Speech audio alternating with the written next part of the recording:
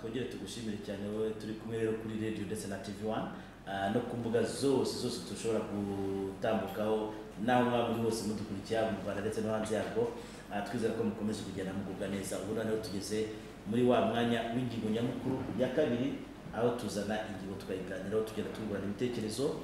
Hari ibintu byinshi cyane tuvuga, reka rero tuze tuganisha ku bintu bijyanye n'ubukungu. Ubukungu akenshi iyo tuvuga tuvuga ifaranga. Mu gitondo tuziruka ati mu by'ukuri bitandukanye n'ibiringiti n'amashuka, mujye ku kazi mujye gushakisha amafaranga. Iri faranga rero abantu baje kugura ko hari uburyo ushobora kurikoresha kandi ukarikoresha neza, ugakorana n'ibigo by'imari ushaka gufasha kuba wabibitsamo ukanabiguzamo, birumvikana bikanakugereza n'inama yo kurushaho gukoresha ifaranga ryawe. Ibigo by'imari rero burya nabyo hari ukuntu bigiye bikuriwe n'abantu bagenda bikurikira hafi kugira ngo bitajya mu bihombo cyangwa se bigakora nabi. Hari abantu bitwa Amir.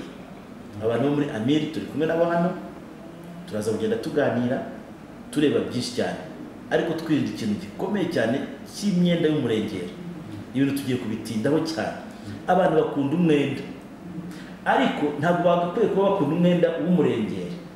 Ejo twasize ibintu twavuze ngo iyo utari wafata ya mafaranga wasabye y'ideni cyangwa se y'inguzanyo, uba wumva ari menshi, iyo akugeze mu biganza wayareba ugasanga abaye make kandi utaranayakoraho. N'iki kibitera? Kuba bagwije badufashe, turi kumwe n'abatumirwa hano batatu, tubabone badusuhuze banatwibwire buri wese mu nshingano ze, hanyuma tuze kugendana neza. Turahera hari hagati. Murakoze cyane. Ngewe nitwa Aimable Nkuranga, ndi umuyobozi wa Amir. Amir ni ihuriro ry'ibigo by'imari iciriritse mu Rwanda. Tukaba tunejejwe no kubana namwe muri iki kiganiro. Murakoze cyane. Ntabwo ari ubwa mbere uje hano? Ntabwo ari ubwa mbere, ariko ntibiratubuza kongera kukubaza neza kuri Amir kugira ngo tuze kuganira abantu bumva neza. Ni ihuriro ry'ibigo by'imari nibyo, ariko se ihuriro rihe rishinzwe iki? Turazana hano. Murakoze. Nitwa John Kabera, ndi umuyobozi ushinzwe ubucuruzi mu kigo bita TransUnion Rwanda. TransUnion ni ikigo gishinzwe ihererekanyamakuru ku nguzanyo, kera cyahoze cyitwa CRB. Yego. Ubwo abantu bakunda kufata ku kaguzanyo CRB barayizi. Yego. Ubwo akenshi ngo CRB menya ari igigira uruhare mu kwemeza niba inguzanyo uri buyibone. Yego. Bati ayifite ahandi bitewe n'imyitwarire yawe, uko witwaye ku nguzanyo zashize. Bavuga ngo ni inyangamugayo mu kwishyura cyangwa se ntabwo ari ibihemu cyangwa ibihemu. Yego. Akenshi babihemu ngo zirababona cyane. Ubwo nawe turaza kugarukaho cyane kugira ngo uze kudufasha gusobanukirwa. Hanyuma hari n'undi hariya. Urakoze. Igihe nitwa Straton Habyarimana, nkaba ndi umukozi w'ikigo cyitwa SIP Network. SIP Network ni ikigo cyo ku rwego mpuzamahanga gihuriza hamwe amashyirahamwe y'ibigo by'imari nka Amir naza n'ibindi bigo bifite aho bihuriye no guteza imbere rwiyemezamirimo iciriritse. Nkaba nkorana n'umushinga ufatanya na Amir mu guteza imbere imari idahutaza. Idahutaza. Ibyo nabyo turaza kubiganira aho twemereza ibyari. Uri kutubona n'ibyo turi rero, hari n'ibindi birimo kubona. Hari nk'uyu mutumirwa mureba wanditse ngo irinde imyenda y'umurengera, urimo kumubona hariya. Kubanga bw'ibi byuma wenda bamuzamure nawe mumubone, ngo irinde imyenda y'umurengera. Ntabwo ari we gusa, turabona n'ibindi byapa guharanira kugira amanota meza ku nguzanyo. Bakavuga ati irinde imyenda y'umurengera, na wa mutumirwa kongera kagarukaho. Hanyuma hakaza n'ibingibi nabyo mubona biri mu Cyongereza, ariko n'ubundi biravuga kimwe byanditse mu Kinyarwanda. Ni ibirango turimo kugendana nabyo uyu munsi, ariko iyo ni TV1 ndetse na Radio 1 ku mbuga zose zishoboka. Hanyuma ndagira ngo duhere ku muyobozi Nkuranga. Amir wenda ndayizi kuko ngiye ibigo by'imari nkorana nabyo, ariko hari umuntu ushobora kuba byumvise bwa mbere tutitaye ko mwigeze kuza hano mu mwaka bashize.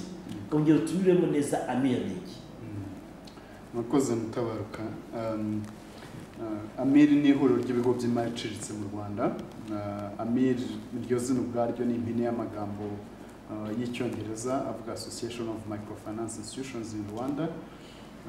Ni ihuriro rihuza ibigo by'imari iciriritse mu Rwanda. Uyu munsi dufite ibigo by'imari iciriritse bingana na 457 birimo inzego zitandukanye. Harimo amabanki ya microfinance, birimo microfinance zifite ubuzima gatozi bw'amasosiyete izo twita limited companies, tukagira n'ibi bigo byitwa sako sako zizwi cyane z'umurenge sako, ariko harimo n'izindi sako zitari z'umurenge sako zikorera mu zindi domene nka sako z'abahinzi b'ibyayi, sako zitandukanye hirya nka mwarimu sako n'izindi. Ibyo bigo rero nibyo bihuriye mu ihuriro ry'ibigo by'imari iciriritse ryitwa AMIR.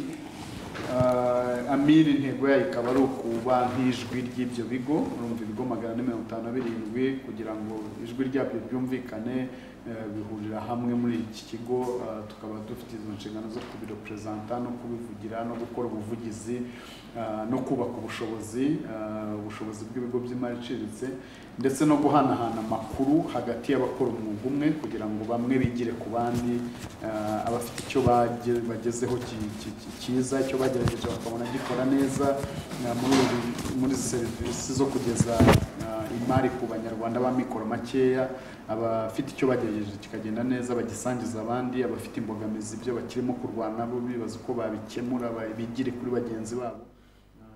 Ihuriro rero nka AMIR nicyo dukora gutuma ubwo bwuzuzanye hagati y'ibigo by'imari iciriritse bubaho.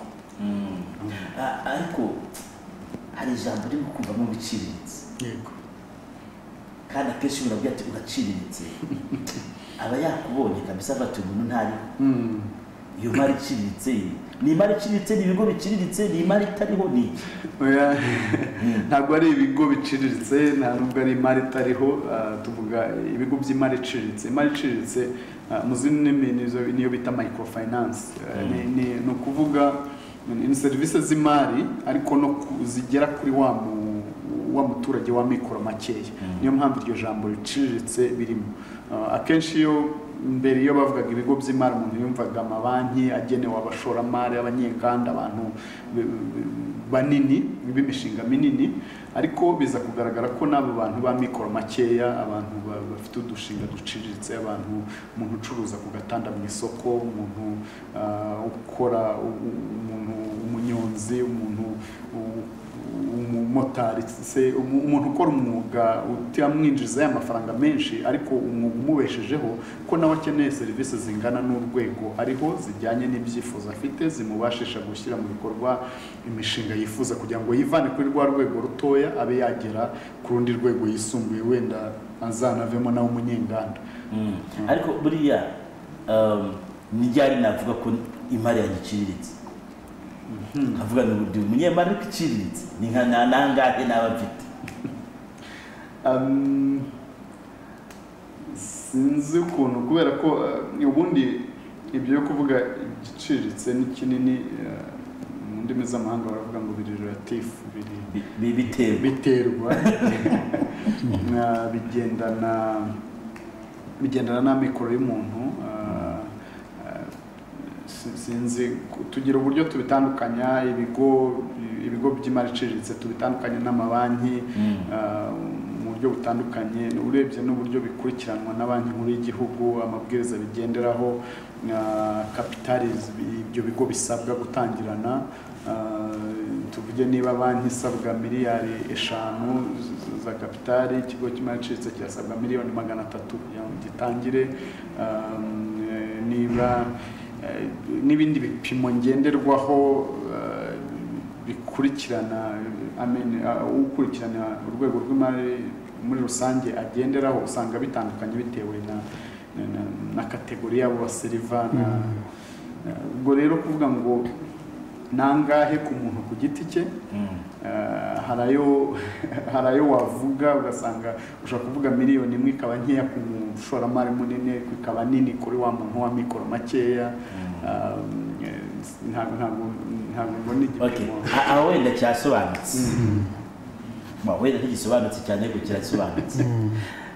Noneho ndagira ngo umuntu ntandukanyirize ibigo by'imari n'amabanki, kuko buracya ukumva ati hano kuri inzu banditse ko iki ari ikigo cy'imari,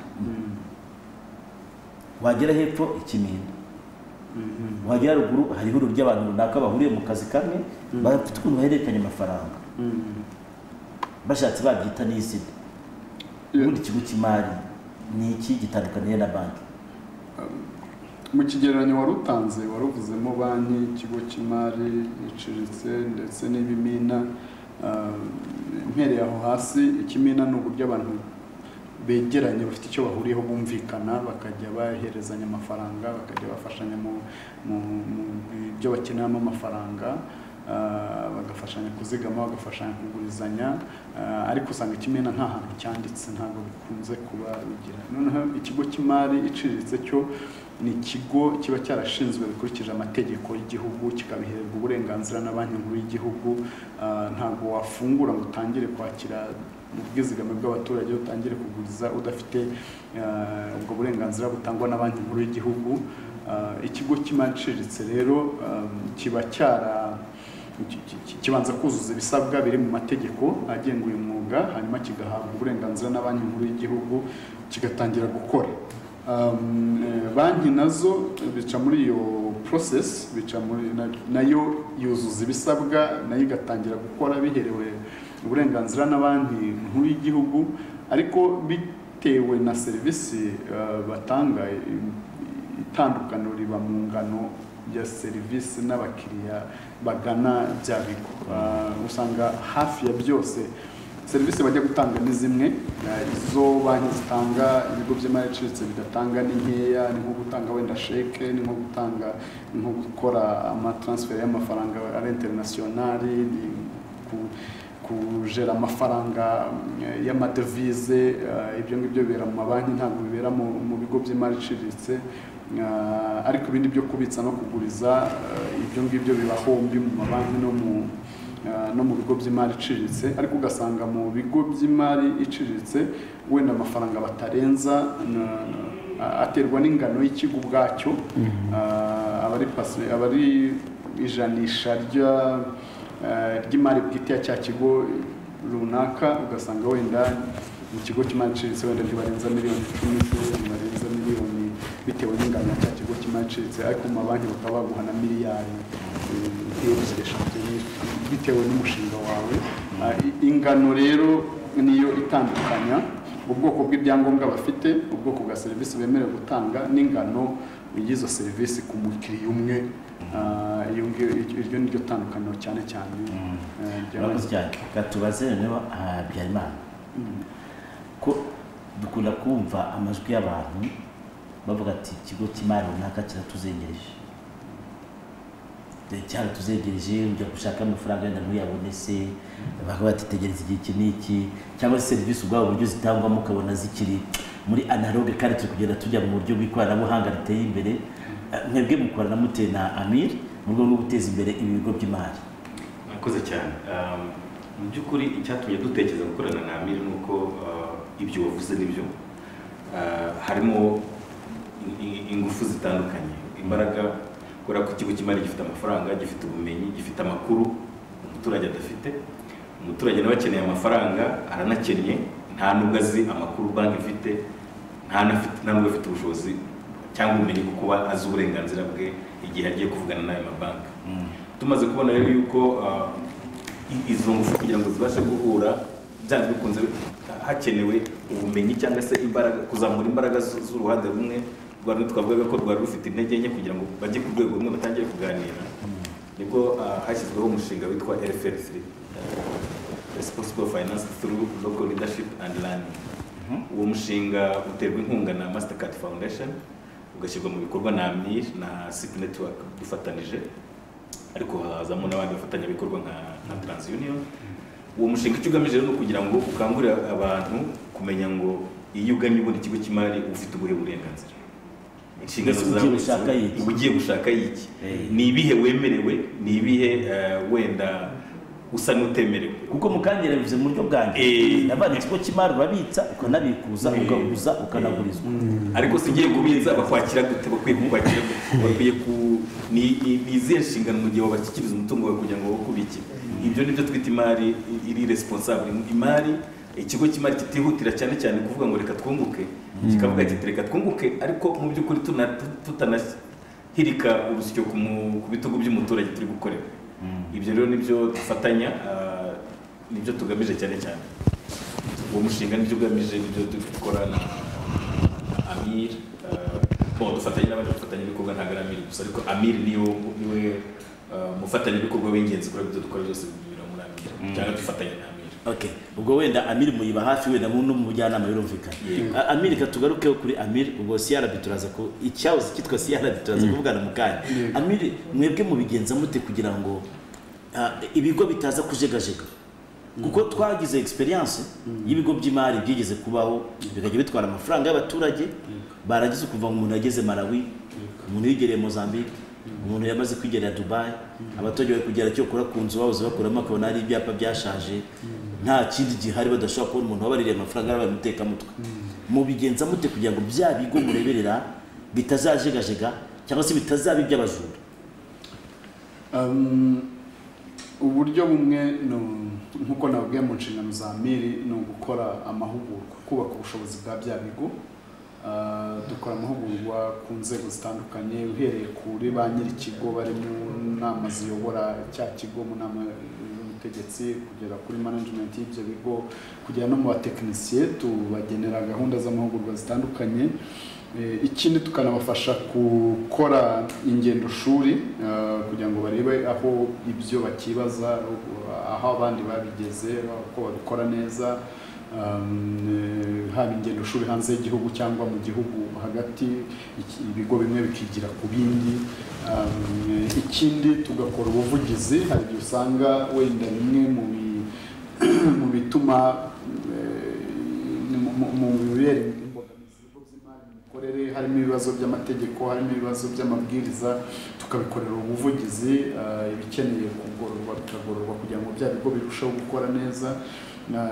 Ikindi tukunganirana n'inzego zifite umunsi ku wundi kugenzura imikorere y'ibigo by'imari iciriritse navuga nka banki nkuru y'igihugu cyangwa ikigo cy'igihugu cy'amakoperative kuko ibigo nka SACCO biba bifitemo kuba ikigo cy'imari bikaba na koperative bikarebwa n'ibyo bigo byombi tukagira imikoranire ya hafi rero n'inzego zishinzwe kubigenzura kugira ngo umutungo w'umunyarwanda ubitsweyo ubungabungwe bitazongera kugenda nk'uko wari umaze kubivuga. Reka tuze ku kintu cyitwa inguzanyo noneho niba abantu bakurikiye ibyapa nahoze mbereka n'uyu mutumirwa wundi uri hagati uri kutubwira ngo irinde imyenda y'umurengera nariya ku byapa nibyo byanditseho mu Kinyarwanda ndetse no mu Cyongereza nuko tugiye kuvuga ku kintu kijyanye n'imyenda twabanje gusasira abantu bamenye se Amir ni iki ibyo bigo ni ibihe bikora bite bikora n'ibite n'abaturage ese byo Amir ifashwa nande ariko ndagira tuvuge ku kintu cy'imyenda ese umuntu wese ugana ibi bigo by'imari yemerewe umwenda. Umuntu wese ugana ikigo cy'imari yemerewe umwenda icyo umwenda n'uburenganzira bw'umuntu igihe awufitiye ubushobozi. Iyo tuvuga imyenda y'umurengera turavuga imyenda yatangiye kurenga ubushobozi bw'umuntu rimwe na rimwe ikanamunanira kwishyura. Kuri insanganyamatsiko yo kwirinda imyenda y'umurengera rero dufitemo ubutumwa tugenera ibigo by'imari ubwabyo tukagiramo ubutumwa tugenera abagana bya bigo by'imari bashakayo serivisi z'imari bashakayo inguzanyo. Nko ku bigo by'imari tubakangurira kugira politike z'imbere mu kigo zinoze zanditse zivuga inzira yose umuntu anyuramo kugira ngo agere ku mwenda inzira yose inyurwamo kugira ngo inguzanyo yemezwe. Politiki icyo kigo nicyo kiyishyiriraho kigendeye birumvikana ku mategeko ahari ku mabwiriza rusange ahari igihugu agenga serivisi z'imari kigashyiraho politike y'indani mu kigo igena uburyo usaba inguzanyo ayibona n'inzira binyuramo. Hanyuma icyo kigo cy'imari tukagikangurira kugendera ku makuru yizewe kugira ngo gifashe wa mukiriya be kwishimira kumuha amafaranga kubera ko buriya wenda ngarutse inyuma gatoya buriya ibigo by'imari byungukira mu gutanga amafaranga niyo business bicuruza amafaranga ariko ngo bicuruza amafaranga y'abaturage bicuruza amafaranga y'abaturage ariko buriya kibikijwe ntabwo cyungukira ku mafaranga kibikijwe, ikigo cy'imari ntabwo cyungukira ku mafaranga abaturage babitsemo, ahubwo cyungukira ku mafaranga cyatanze mu nguzanyo.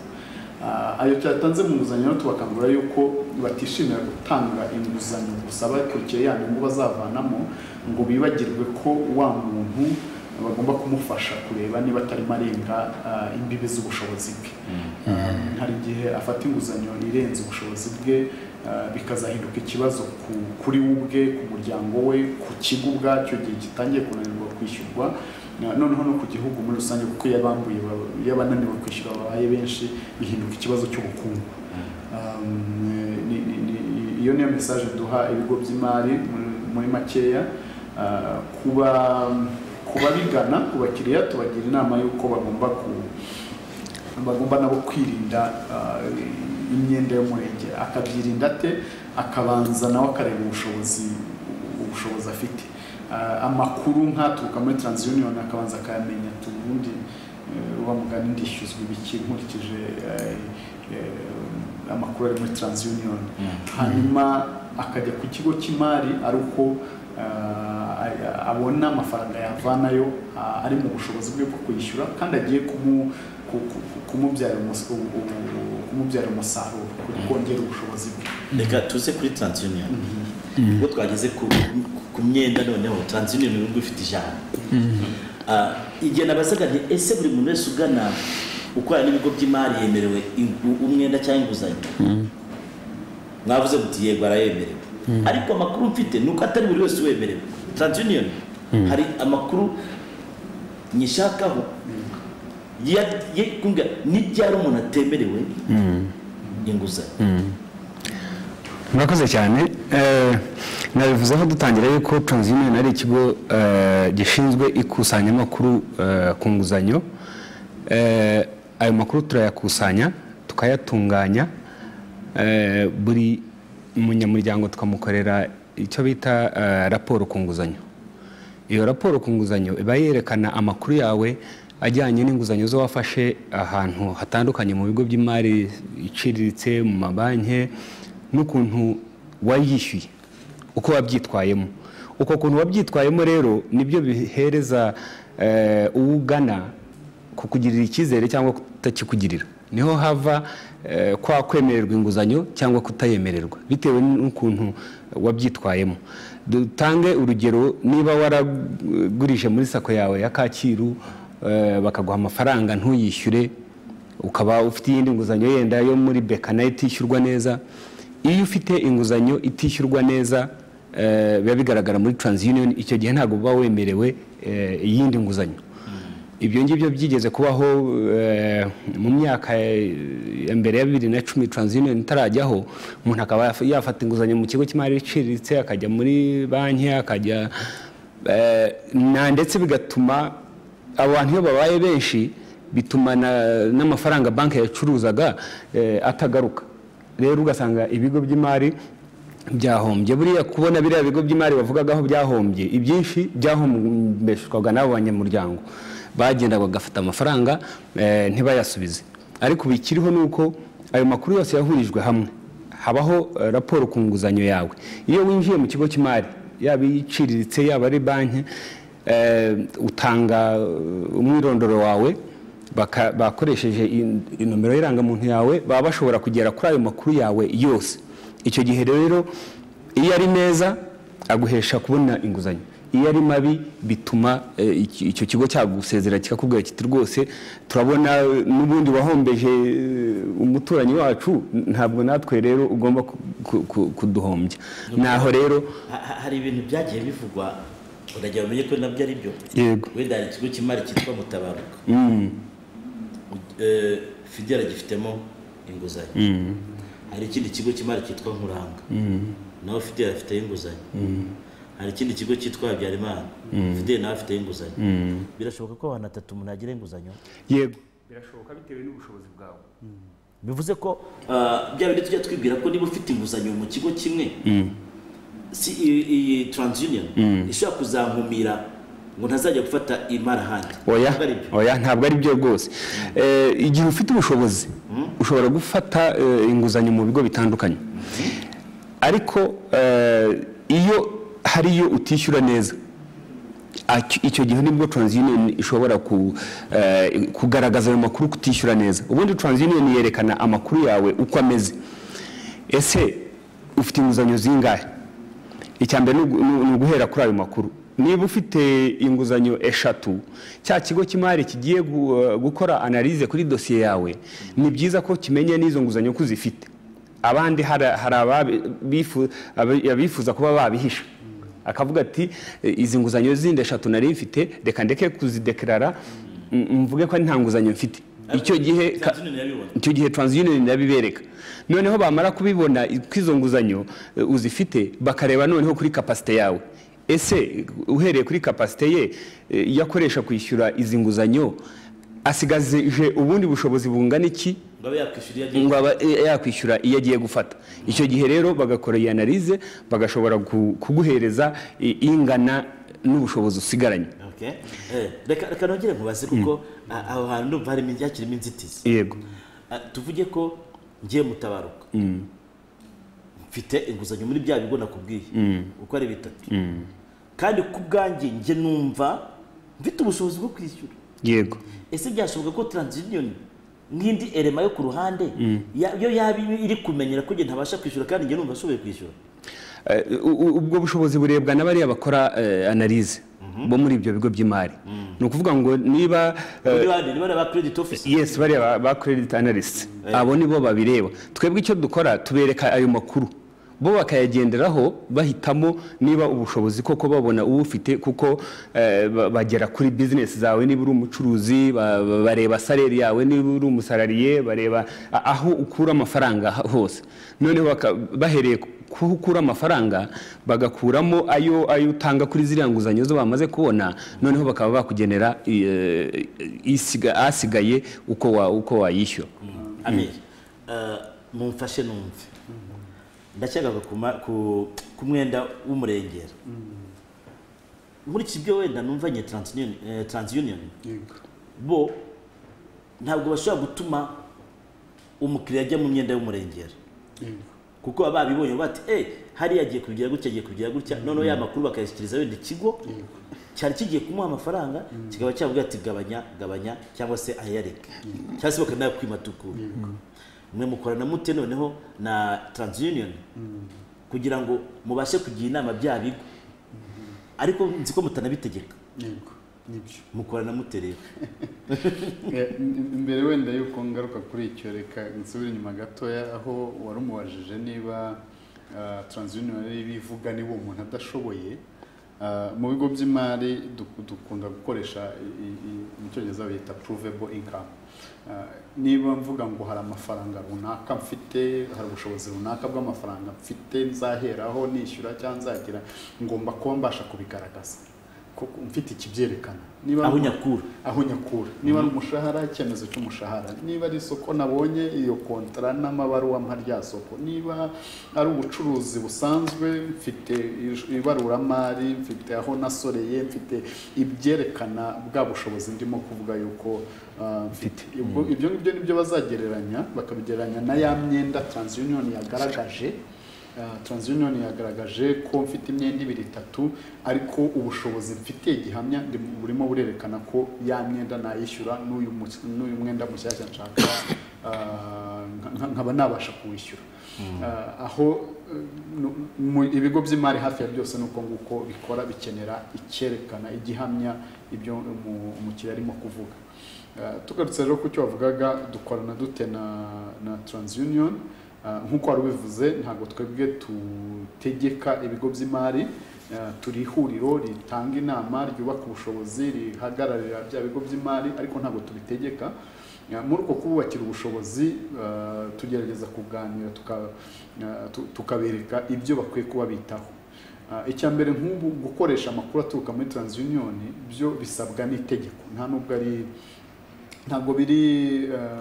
ntabwo ari amahitamo y'ikigo ngo kimwe kivuge ngo simbikora cyangwa itegeko ryande. Itegeko ry'igihugu rirahari rigenga ihererekanya amakuru ku myenda, risaba buri kigo cy'imari cyose gitanga inguzanyo kubanza kureba uko uwo muntu ahagaze muri TransUnion rikongera rikanategeka icyo kigo cy'imari ko nikimara gutanga umwenda gitanga amakuru muri TransUnion kugira ngo ya makuru ajya bahari ari up to date ahora ari ajyanye n'igihe mu gukorana rero harimo nk'uku nguku twazanye tukajyana mu itangazamakuru hari igihe tugenda hanze atari no mu itangazamakuru tukajya ahantu tugahura n'abaturage ahabereye amasoko cyangwa mu nama runaka tugasobanurira abantu inshingano zabo kuko nubwo navugaga ngo ibigo by'imari birabisabwa n'itegeko ariko hari igihe usanga hamwe na hamwe ugasanga babizi ko ari formalite bakakurura raporo y'umukiriya bakayishyira muri dosiye batigeze bayanariza bayikora isesengura ugasanga iriho amakuru mabi ariko bo bafashe icyemezo cyiza kuri wa mukiriya cyangwa iriho amakuru meza bo bafashe icyemezo kitari cyiza bijyanye n'ibindi ariko ngo hajya haba n'imikoranire myiza hagati y'abashinzwe gutanga inguzanyo n'umukiriya bitewe n'uburyo baziranye ugasanga ayo yasabye niba yamwima ahubwo banamushishikariza kuza gufata andi imikoranire myiza muri rusange ubundi niyo ubu myiza nayishyize mu dusondeko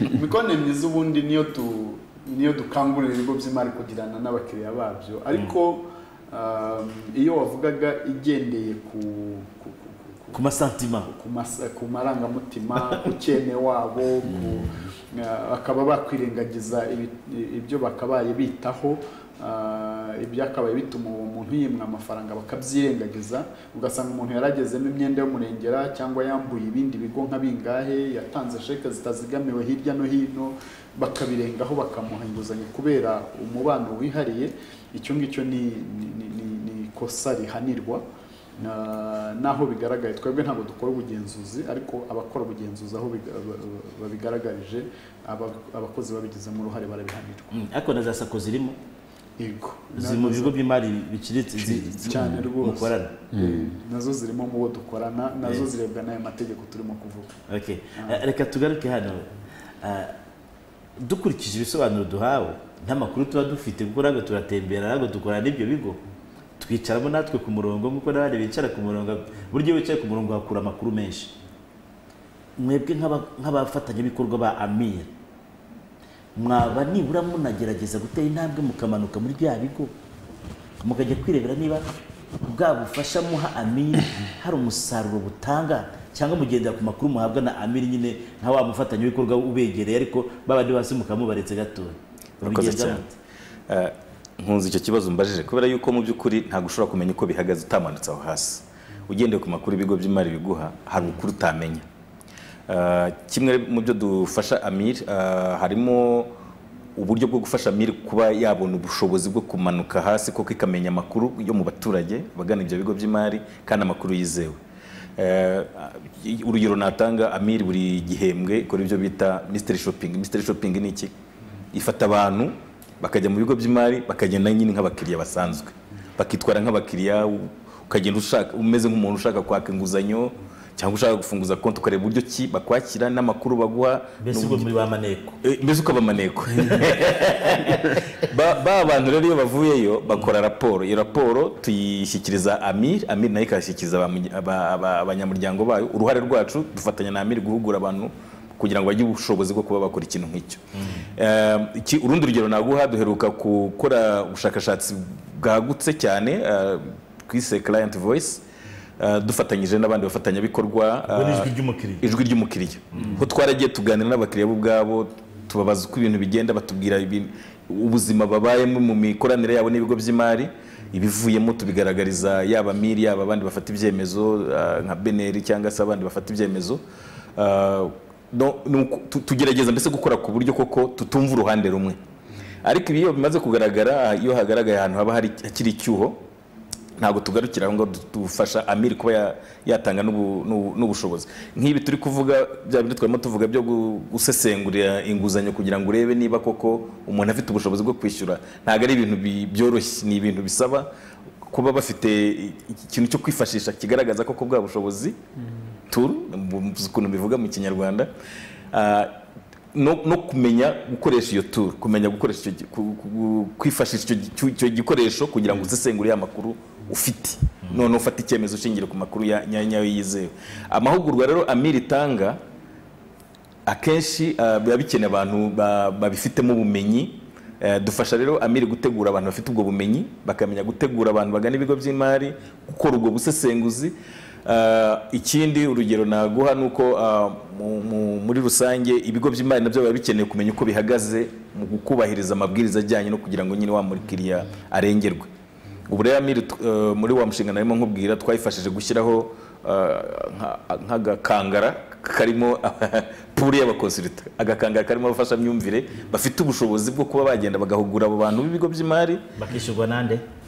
Kugeza ubu bari kwishyurwa n'uwo mushinga, ariko ikigamijwe nuko tuzageza ku rwego isoko bwaryo rya bihera akazi ibigo by'imari bikeneye kumenya uko bihagaze, bivuga biti twebwe turashaka kumenya niba koko ibyo dukora tubikora neza, bikahamagara muri ka gatebo bagafatamo umwe bati tuguhaye aka kazi turebere muri no minsi niba bihagaze neza, bakagirana amasezerano bigakora. Ikibazo cy'amatsiko, kuba muri abaterankunga banakomeye ba Amir ntibyaba bituma mushaka kubageraho kiriya bita memizi?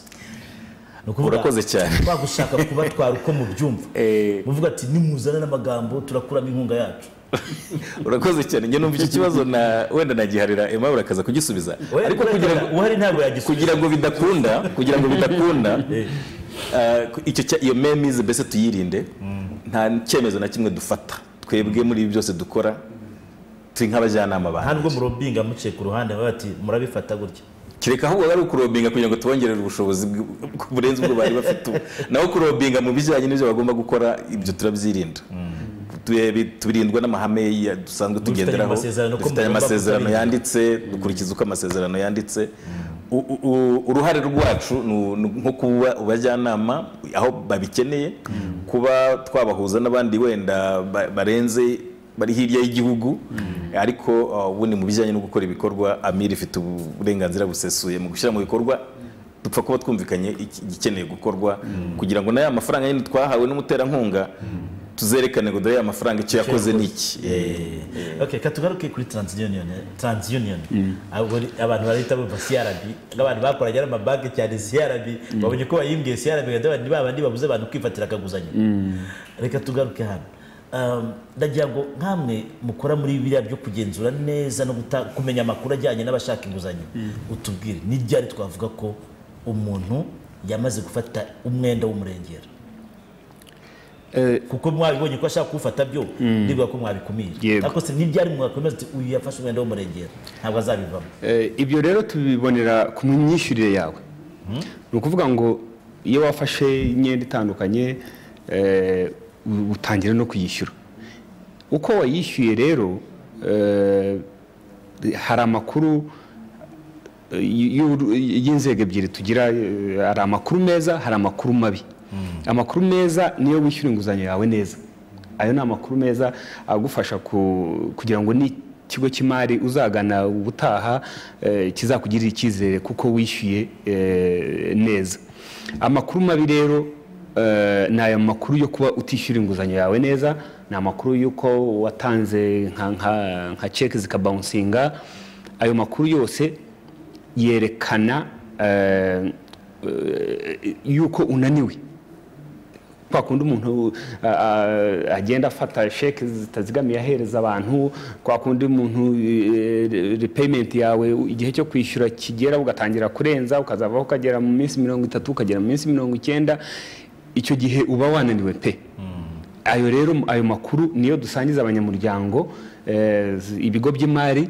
Waba wananiwe muri beka ntiwirukankire muri I&M ngo nayo iguha yayo nayo ukomeze kuyananiranwa, cyangwa se ngo ujye muri sako yawe yabweyeye ugende kuko uvuye i Kigali uvuga uti bari abi Kigali ndabahesheje reka njye muri sako noneho. Ariko ari gihe bishaka kunanira muri beka uvuze, cyangwa se muri tujye ku bigo by'imari wenda biciriritse bikananira muri sako ya hano, ntajya gufata akaguzanyo mu yindi sako nkaza nyishyura hariya, nta kibazo. Hari ikibazo mafite se?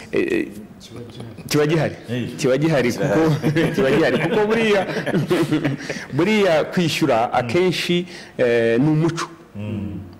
iyo udafite umuco wo kwishyura n'ubundi iyo wamaze kujya muri sako niyo wagafata buriya ushobora kugakoresha nako ibindi nta mutima ugira wo kuvuga ngo ngende njye kwishyura beka ahubwo nako ugashyira mu bindi so kuba rero utarishyuye beka bigarantinga yuko n'ubundi na kariya gasako nuyafatamo uri nakuzakambura. Hari ikibazo bakubajije hano hano manavuga ati hari nimero twakoreshaga muri SMS dushaka kumenya uko amakuru y'ideni yifashe muri banki nimero yari 2272 none kuva umwaka watangira ntigikora abantu barabaza kuri Twitter ntihagire ubaha igisubizo akavuga ati iryo koranabuhanga ryarahagaze.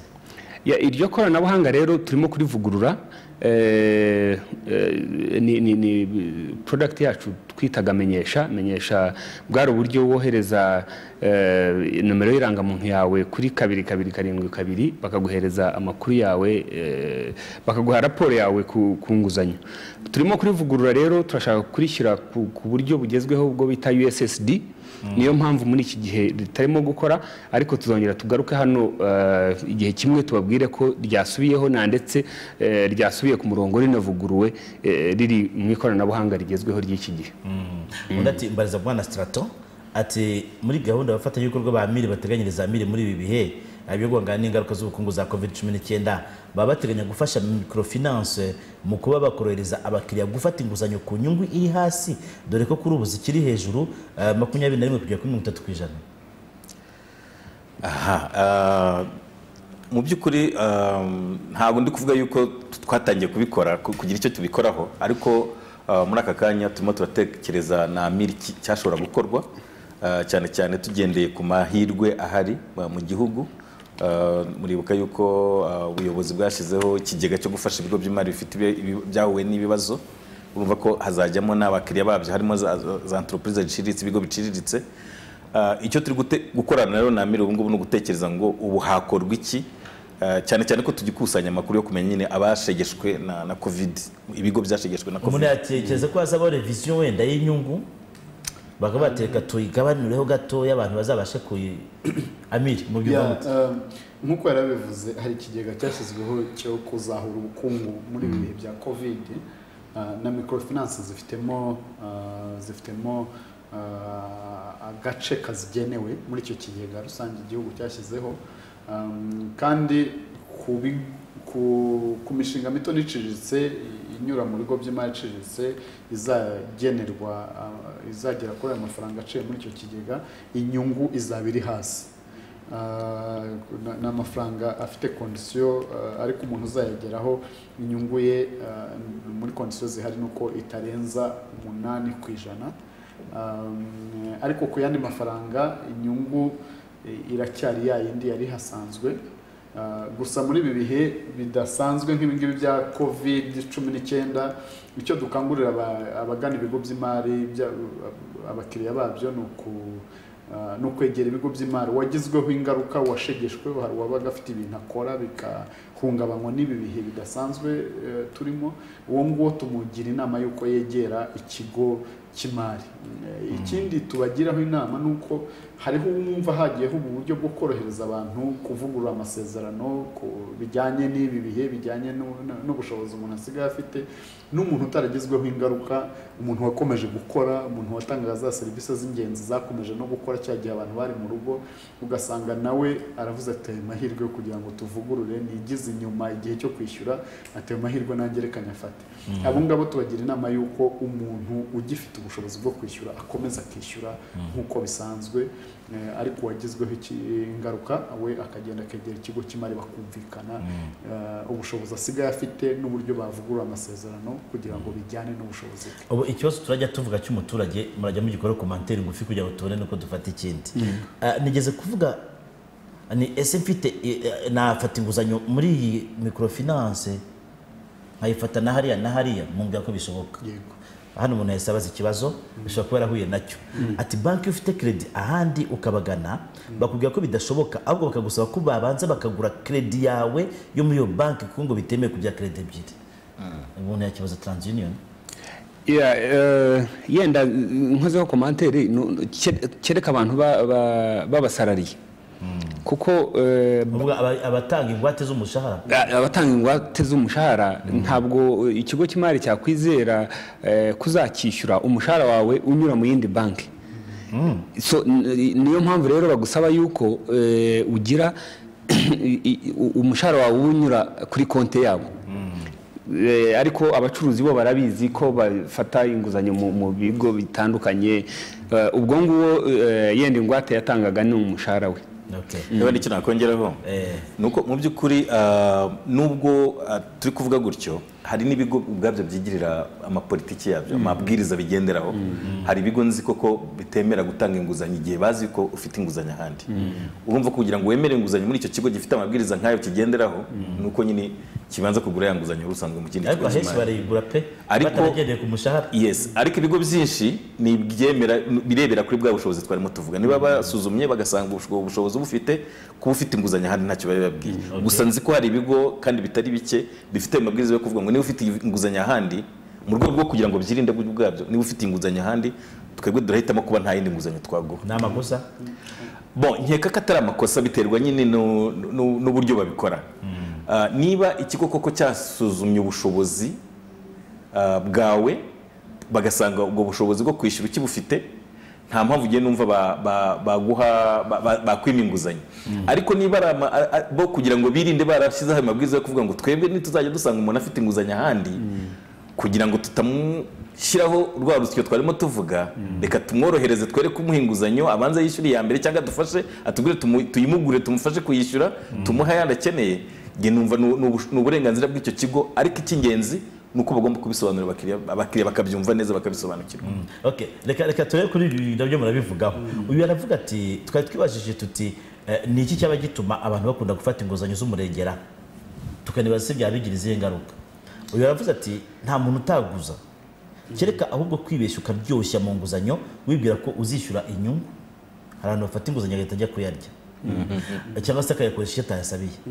Undi aravuga ati ikibitera kuba ari ukugira ngo bakomeze bereke ababaziho ubukire ko bakiri ibitangaza. Abati rero iyo bizinesi zabo zananiranye, aho gutuza barakomeza bagafata izindi nguzanyo kugira ngo batwikire bya bihombo bagize.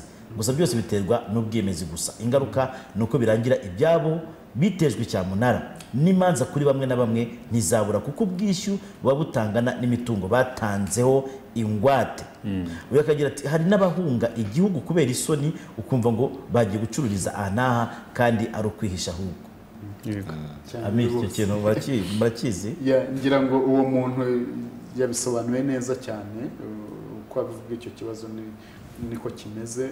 Abantu benshi binjira mu myenda y'umurengera kubera imibereho baba bahisemo n'ibyemezo baba bahisemo bitajyanye rimwe na rimwe n'ubushobozi bafite, bagashaka gukomeza gukoresha amafaranga y'abandi, bagumana lifestyle ariko itajyanye n'uko bahagaze mu by'ukuri.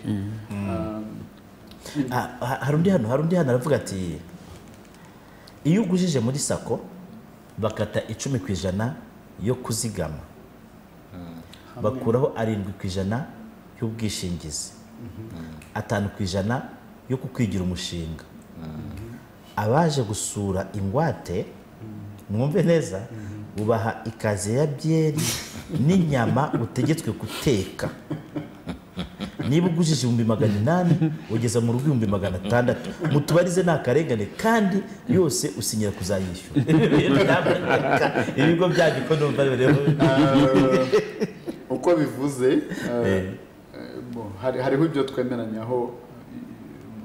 Mu bigo bimwe na bimwe bagusaba amafaranga atandukanye.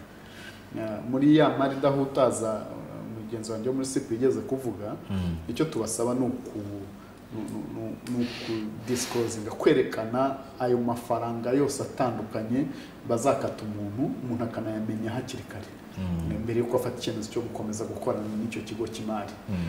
Ngira ngo hari aho ashyizemo wenda ko kabyaho kubakira nako kabye, ashaka kuba adakabije, kuko niba baza gusura akabatekera iyo hene akabagura izo byeri kandi bakabizwi mu gace hose ko ari kubigenda. Hari ikigo cy'imari kibifite muri politike yacyo ko umukozi ugiye bagomba kumwakira gutyo, cyaba ari ikibazo gikomeye. Ubwo si ruswa byaba ari imikorere itari myiza. Hari ikintu wenda twari dukwiye kuba twavuzeho iyo tuvuze ibyo byose turi kuvuga bijyanye n'aya mari dahutaza twarimo tuvuga imari dahutaza burya rero kubivugaho bivugire kimwe n'uyu muntu ubajije uti muri sako ya Muyongwe igakenke iyo uguje amafaranga bakata 10% babazi icyo akora bagakubwira ko ari umufuragiro utubarize ni umufuragiro wemewe n'icyumara. Urakoze. Icyo nashaka kuvuga burya imari dahutaza iriho twavuga ko ikeneye gukorwa ku rwego ku nzego 3 zitandukanye. Urwego rwa mbere n'urwego rw'abakiriya nk'uko umuyobozi wa Amiri yaramaze kubivuga, umukiriya akeneye kumenya uburenganzira bwe ariko akamenya n'inshingano ze. Uburenganzira bwe n'ubuhe? Uwo muntu mu by'ukuri wakwa byeri n'inyama n'iki ntabwo ndahamya neza ko nta kigo kigeze gishyiraho amabwiriza ko umukozi wawe agomba kwakirwa kuri urwo rwego. Ariko umukozi niba nako umuturage niba atarigeze amenya amakuru nyayo y'ibyo yemerewe ngo bibe biri mu nyandiko abe yarabisobanuriwe, bashobora kumubwira bati ugomba kuduha ikazi ya byeri n'inyama akumva ko kuko ari byo. Kugira ngo iyo mari dahutaza kuko igira imizi, umuturage agomba kumenya ngo ni ibiki nemerewe, ni ibiki ni inshingano ziye mfite, ni ubuhe burenganzira bwanjye. Ibyo bintu bikaba birasobanutse. Iryo niryo tubifata nk'ishyiga rifite nako iziko rifite amashyiga 3. Iryo ni ishyiga rya mbere ry'imari dahutaza. Umuturage agomba kumenya uburenganzira bwe, akigishwa, agasobanurirwa ibyemewe n'ibitemewe. Ishyiga rya kabiri twavuga ko wenda twarishyira ku rwego rw'ibigo rw'imari, amabwiriza bigenderaho, amategeko abigenga n'amategeko ariko muri rusange. Nk'ubu ibigo bya MIR, ibigo abanyamuryango ba MIR bafite amabwiriza ngenderwaho, ibyo bita code de conduite, amabwiriza ngengamyitwarire. Ayo mabwiriza ibigo byose bisabwa kuyakurikiza. Ikintu cya ruswa ni imwe ayo mabwiriza abuza. Niba uri umunyamuryango wa MIR, icyo kintu kirabujwe cyane. Ariko icyo kigo nyine kigomba gukora ku buryo kigaragaza yuko mu myitwarire, mu mategeko abigenga, ibyo bintu bibujijwe. Hakaba n'amategeko y'igihugu muri rusange.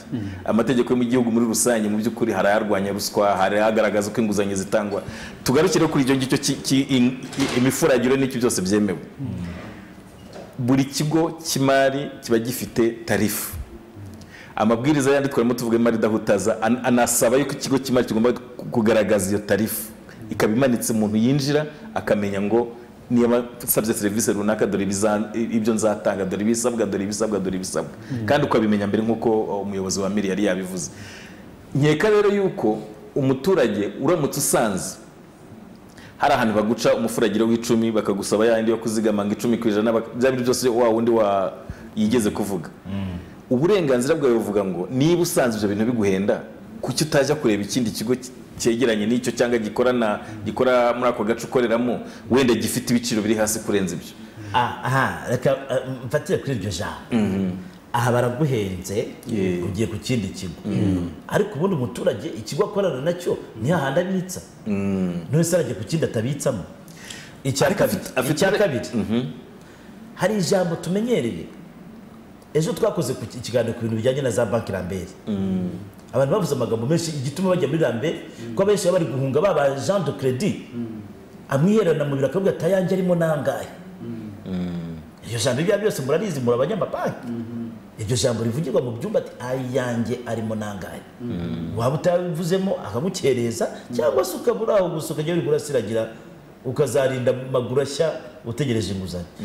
Mutubwire ibyo bintu ko mubizi n'iryaramana niza zacika. Ni ikibazo gikomeye, niyo mpamvu nyine navugaga ko ya mashyiga 3 navuze harimo gukomeza kuzamura ubumenyi n'ubushobozi bw'abaturage. Ayo mananiza zacika mu gihe umuturage ko kazabasobanukiwe inshingano ze. Nk'ubu reka ngo kimwe muri pratique nziza nabagaragaza, Amiri irimo irafasha ibigo by'abanyamuryango ba Amiri gushyiraho inzira abaturage banyuramo kugira ngo bagaragaze ibyo bintu bitagenda. Ufite ikibazo abe yakigaragaza kandi kigakemuka mu nzira za vuba kandi mu buryo bwihuse. Aregane ashobora kuregana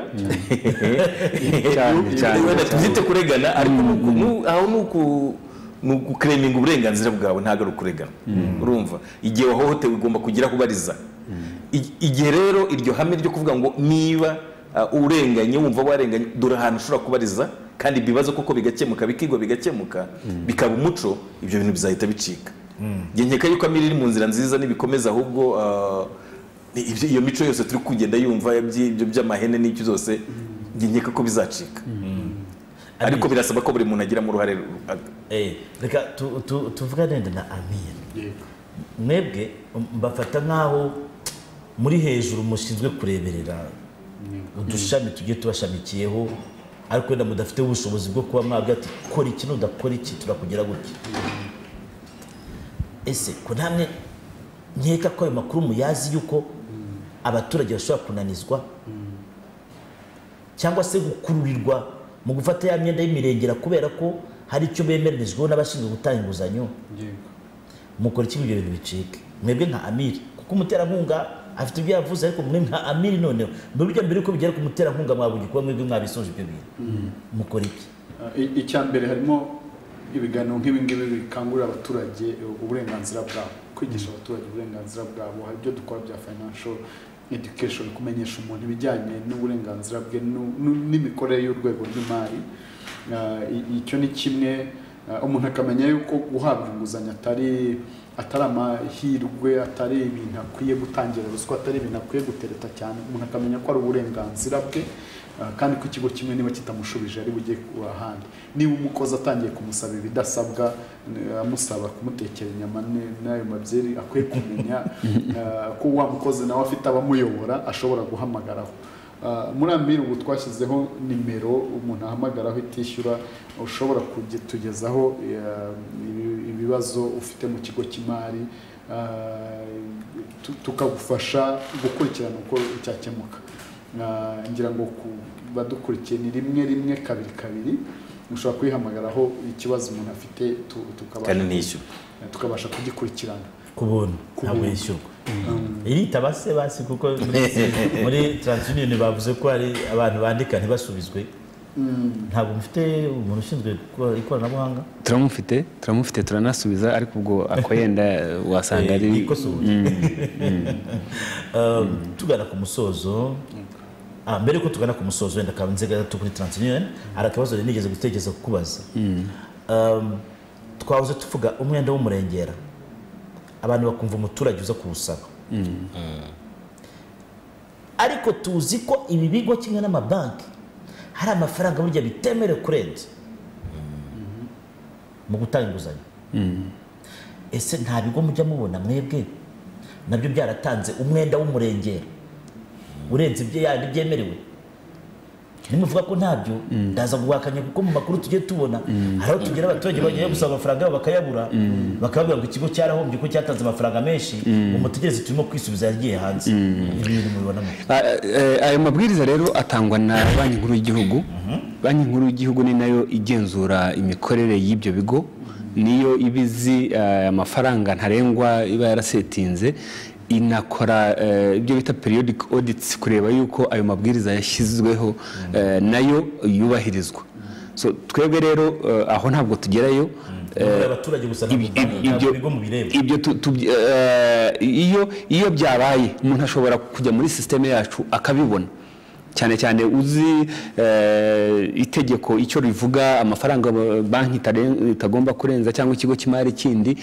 Wajya muri systeme ya CRB ukareba ko uwo muntu yahawe ayo mafaranga arenze cyangwa atarenze, ariko ibyo ngibyo byose bigenzurwa na Banki Nkuru y'Igihugu. Umuntu yavuze ati ntange ndi umusekirite, umushahara wagica muri sako, nta ngwate ngira, ese nzagurizwa ne? Ku muntu utagira ingwate, icyo yabakora cyose agaragaza ubundi bushobozi bwo kwishyura inguzanyo, hari uburyo butandukanye ashobora kubonamo inguzanyo. Dufashe nk'urugero, hariho ikigega cy'ingwate gihari mu gihugu, BDF, gishobora kumwishingiraho kugeza ku ijanisha runaka. Ntabwo kishingira umwenda wose, umuntu agomba kugira uruhare nanone.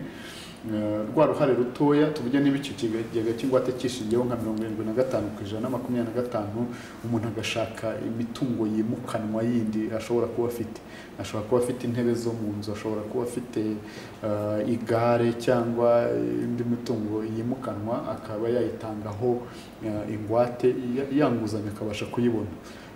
Ubundi buryo bujya bufasha abantu badafite imitungo itimukanwa batanga mu ngwate ni uburyo bw'ubwisungane magirirane, agasabira inguzanyo mu itsinda. Niba uko twicaye aha ngaha dufite icyo duhuriyeho, wenda dukora muri TV1, dushobora kugenda nk'itsinda tugasaba inguzanyo, hanyuma tukajya tukavuga ko tugasinyira ko twishingiranye.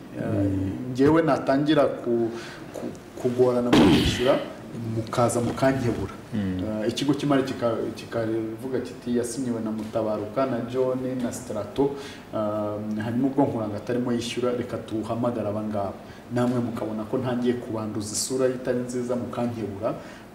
Ubwo bwisungane magirirane nabwo bujya bufasha abantu badafite ingwate. Murakoze cyane, dufite iminota 3 tugiye kwigabana, buri wese agira abantu inama yo kudafata umwenda w'umurengera cyangwa se uburyo bwo kuwirinda. Turahera ku ruhande hariya, tuzana kuri CRB, hanyuma turasoreza hariya kuri Nkuranga. Murakoze. Inama nagira abari kutwumva cyane cyane abakiriya b'ibigo by'imari, bagomba gutera intambwe ya mbere bakamenya uburenganzira bwabo. Niba ikigo cy'imari kitamanutse ngo kibasange kibasobanurire ibyo bemerewe, nibazamuke ubwabo babaze, bafite uburenganzira bwo kubaza no kwiga no kumenya ibibareba. Murakoze cyane. Jewe icyo navuga nuko abanyarwanda bakwiye kumenya yuko uburyo bishyuramo inguzanyo zabo bibahesha amahirwe yo gufata izindi.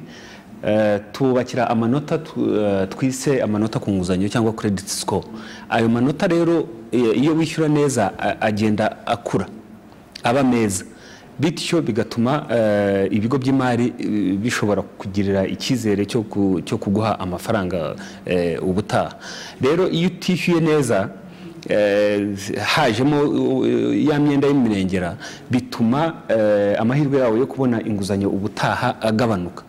Na ndetse yenda dusoza, turashaka kugira inama abanyarwanda nko muri iki gihe cya COVID-19, hari abantu bo aho bafashe inguzanyo, iyo batabonye amafaranga yo kwishyura muri icyo gihe, ahubwo bahunga bakava mu mago bagatangira kwihishahisha. Yes, n'abajya hanze.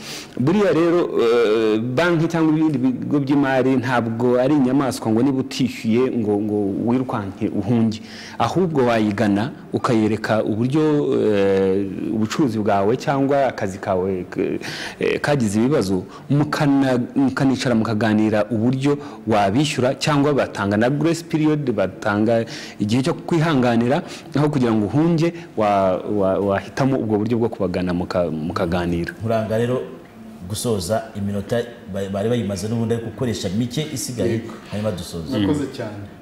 Mu gusoza ndagaruka kuri cyatwa tubaho mu kanya cyuko inguzanyo umuntu adakwiye kwitangira ruswa. Nta na hamwe umuntu akwiye gutanga ruswa kugira ngo ahabwe inguzanyo. Ni uburenganzira, ikigo kimwe kikugoye wajya ahandi. Hanyuma ikindi tubwira abagana ibigo by'imari gikunze no gutera iyi myenda y'umurengera, n'abantu bafata inguzanyo bazishora mu bintu bitabyara inyungu. Umuntu agafata inguzanyo kugira ngo akoreshe ubukwe, umuntu agafata inguzanyo kugira ngo yambare neza, umuntu agafata inguzanyo mu bintu bitabyara inyungu. Ibyo ngibyo akenshi binaniza ubushobozi bwe, kuko biba birimo bimumanura mu mibereho, biba birimo bimumanura bimwigeza hasi mu cyiciro cy'ubukene, bigatuma birangira za nguzanyo n'izo yari kuzashobora zimunaniye. Tubagira inama rero yuko n'ufashe inguzanyo ayifata mu kintu asanzwe akora kibyara inyungu, bikamufasha kugiteza imbere, bikamwongera ubushobozi, nawe akagira urwego yivanaho rw'imibereho ariko yigira hejuru, adasubira hasi. Reka rero tubashimire cyane, dushimira abantu batanze ibitekerezo. Wenda hari ibyo tutasomye, ariko uko iminsi igenda yigiye imbere, burya tugenda tubigenda dukora n'andi makuru yacu, bakomeza bakajya n'impaka wenda aho twabishyize ku mbuga zitandukanye, ariko kenshi baganisha ku kugirana inama kutishora mu bukene duterwa n'inguzanyo z'umurengera, ko bazatugurishiriza imitungo, tuzahunga, tuzandagara, aho twari twarakiriye bazahatubonera twarahambara ibicocero, noneho bajya bavuga umuntu kera yari umukire ariko inguzanyo zamukozeho. Inguzanyo ni uburenganzira nk'uko mwabitubwiye, ariko nanone umuntu akajya kuyisaba afite icyo ayisabira. Ariko rero tubashimire cyane, ikiganiro cyo nakagaruka. Murakoze cyane. Uri umukiriya w'ikigo cy'imari iciriritse cyangwa urateganya kuba we? Ishyirahamwe ry'ibigo by'imari iciriritse mu Rwanda AMIR ku bufatanye na TransUnion Rwanda CRB barabashishikariza kwirinda imyenda y'umurengera. Dore ibyagufasha kwirinda imyenda y'umurengera. Saba inguzanyo ushobora kwishyura mu bushobozi bwawe. Koresha amafaranga y'inguzanyo icyo we yakiye kuyakoresha cyonyine. Koresha ingengo y'imari yawe witonze kandi ishingiye ku bishoboka. Nibiba ngombwa ukora impinduka aho bikenewe. Ishyura inguzanyo yawe ku gihe kandi wirinde gusubika igihe cyo kwishyura mu gihe utabuze ubushobozi. Irinde isesagura ry'amafaranga, ugure gusa iby'ingenzi. Girana ibiganiro bihoraho n'ikigo cy'imari mukorana mu gihe uhuye n'ibibazo by'umwihariko nko muri iki gihe cya COVID-19. Niba ubucuruzi bwawe bwaragizweho ingaruka, murebere hamwe icyakorwa.